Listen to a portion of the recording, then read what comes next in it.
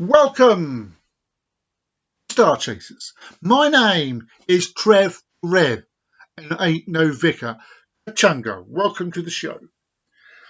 Starchasers, the story continues in Chapter 2, New Beginnings. Energel 9 was a cold and desolate planet. It was the furthest planet from both of its suns in its planetary system. It was a frozen wasteland with no chance of flourishing natural life. No wind, very little gravity. In essence, a large ball of ice. It was surprising that on this barren world lay a construct, a large building of dense stone. Guards wearing dark armour stood at various points. In their eyes, it was a dull life. Nothing happened here. A mile away from this building, a portal opened, a dark blue disc shimmering into life. One by one, a group of warriors stepped through. The two up front, one being the leader of his ragtag team. No one knew who he was, as he always wore a metal mask over his face with only his bushy black hair showing. Through the eye slots you could see flickers of green energy shoot from his eyes. He also wore a black body-length overcoat that covered him to his ankles, no sleeves, which showed his shiny metallic-like skin. To his right stood Genix, who had followed him from the team's beginning. He never seemed to age, as his body never changed as time passed by. He was an enigma, much of his friend. There were 7 others in this team. Among the group stood the Avarians, Firehawk, Firewing, and Powerball. Firewing was a standard Avarian with wings to enable flight, although he preferred his fire form. His sister Firehawk also had wings, but was unable to fly unless she changed into one of her bird's forms. At times she had flickers of flame showing pulsating from her eyes. Her bodyguard Powerball had similar wings, but which extended when in flight, leaving an energy trail behind him. As a gesture from the leader, they took to the sky. At the same time, the two sisters, Sandstrike and Warpslide, the last of their race, ran towards the left of the building. It was not known if they had last names, as they never used them. This left Sonar and Vixen, who took to the right of the buildings, to all faced incoming cars. Lisa and Genix ran towards the main entry point of the building. The speed they moved at was quite swift as they made their way across the crisp white surface of the planet. As they reached the building, the leader grabbed the door, shaking the handles with frustration. "What's wrong, Time Walker?" "It's locked. We can't get entry," Time Walker replied. Genix raised his arm towards the door, clenching his fist and releasing a bolt of cosmic energy, shattering the metallic door like a pane of glass. "It's not now," Genix replied with a smirk. As they stepped through the doorway, Time Walker spoke. "How are the others doing?" "The Varians are in full control. Sandstrike and Warpside are having fun at the Farron Guard's expense. Sonar is in a little trouble, but Vixen is backing him up. For Shrine, she's a strange one." "That's good, as from here we can't help them," Time Walker replied. They made their way through a series of corridors leading to a large chamber. In the centre of the chamber stood a black block of yellow ice. Inside, a humanoid was frozen inside. "Is it him?" "Yes," Genix replied. He raised his hands to touch the ice, but Time Walker stopped him. "No, he's not meant for us." "You mean all that we have done, his destiny, is not with us," Time Walker replied. Time Walker grabbed Genix's arm. "We've got to go. They will be here in a few minutes. Contact the others. Tell the Apache to return to the entry point." They both turned and ran back out the building.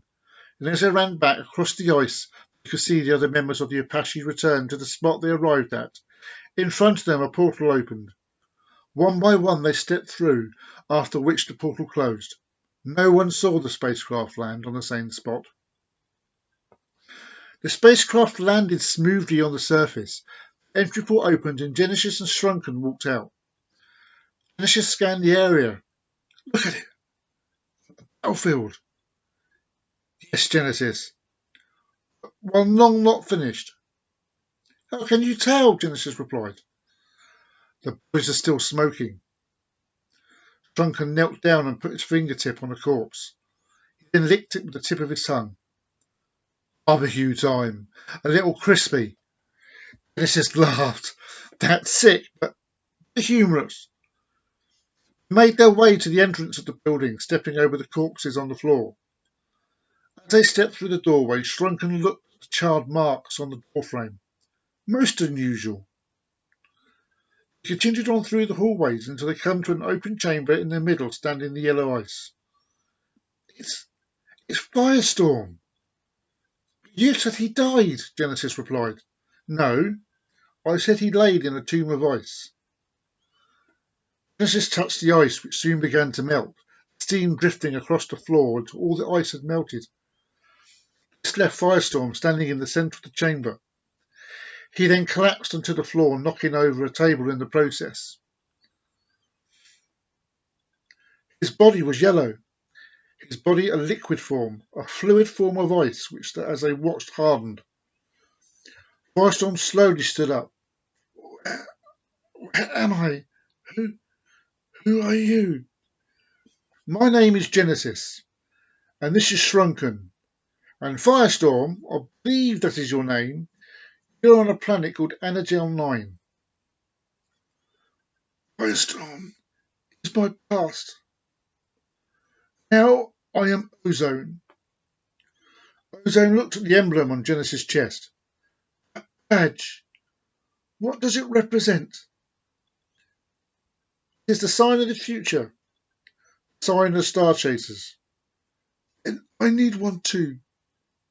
Slowly his chest began to reform, forming a badge. My shrine has become one with me. Fire burst from the top of his head, and through his eyes also some small gaps in his lower arms. Welcome to the starchasers, Ozone. In the emptiness of space, beyond the inner rim of our known solar system, lay the majestic planets, the king and queen of our planetary system. The largest, the king, is known as Jupiter. Raging storms surround the planet, graviton waves crashing against each other, foreseeing the future of our time. To its side is Saturn, the queen, slightly smaller than Jupiter, famous for her rings of cosmic dust and rocks. On the outside of these rings lay the Starliner, orbiting the planet, a space station the size of a small moon. It has been here for thousands of years, laying dormant, waiting to be discovered. It is now the home of the Starchasers. The first to arrive were Genesis and Shrunken. They were followed shortly by Ozone, Manstrike, and Gamoob. Now, where they were few, there are many. Aeon remembers being told when they first arrived a few months ago. The living quarters were surprisingly ready for them, each their own particular taste. Aeon's own room was very militaristic, pictures of jet craft on the walls. Some that resembled spacecraft, of which Aeon had never seen before. He was made to feel like he was at home here. They all decided to do different things when they settled in. Hyperdrive had disappeared with Genesis and Shrunken, as he wished to learn more about the legends of the Gathering.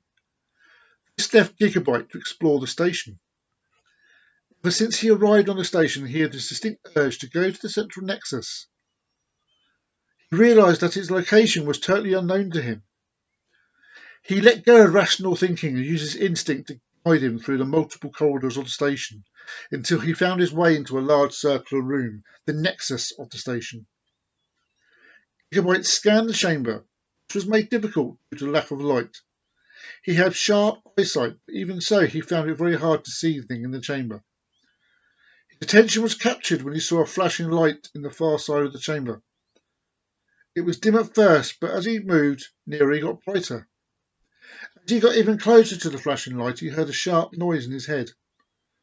It was painful, but it did not stop Gigabyte from getting closer. Within seconds, he was in front of the light. It appeared to be a crystal in the computer hub in front of him. He felt an urge to touch the crystal. Slowly, he raised his right hand over it and then quickly covered the crystal, and within seconds, everything changed. The noise instantly stopped and the room lit up. He was very surprised at this, but not alarmed. As he looked around the chamber and centered on a huge computer in the center of the chamber, He then glanced back at the hub where the flashing was. He noticed 2 pads on the floor, plus 2 pads on the floor. Each pair of pads was about half a metre apart. He tried standing on them, 1 foot on each, but there was no reaction. Instinctively he knew he had to put his palm on the other 2, which he then did. A seat rose from the floor. It looked like it grew from the floor. Within seconds he could see everything on and off the Starliner. In panic he moved his hands away. Looking at his hands and arms, he could see a green aura joining him to the hum. After a few seconds it faded away. The feeling he felt was like nothing he had ever experienced before. Chaotic and calm at the same time. The power this station possessed was incredible. He knew he had the will and inner strength of mind to control it. He was meant to be here. He decided to try again and put his hands on the pad. Closing his eyes, he started to control his breathing until none detection of breathing at all. His patience paid off. He knew what happened. He had become one with the station. He could feel every part of it, from the medical chambers to the control room. Using his gift to control the senses, he viewed the planet Earth. As he watched the view got closer and closer, he could see his parents sitting in the kitchen at the table with a checkered tablecloth. He could see the deep love between the eyes. With a heavy heart, he turned his view towards Mars. He had studied this planet much in the past with deep fascination. He knew it was a dead planet. He then decided to look closer into the canyons of the planet. As he made his way down, he came across a cave. Gigabyte then decided to look inside. As he viewed through, it felt like he was there, although he knew he was still on the Starliner. On the floor stood a humanoid, a real-life Martian sitting next to a fire. The Martian had shell-like armor, reminding Gigabyte of crabs back from home. His view then swept away from the planet towards Neptune, then Uranus, then Pluto. The old planet was like a ball of ice. He could see a base on the northern pole of the planet in smoulders. Something was once there, but now gone.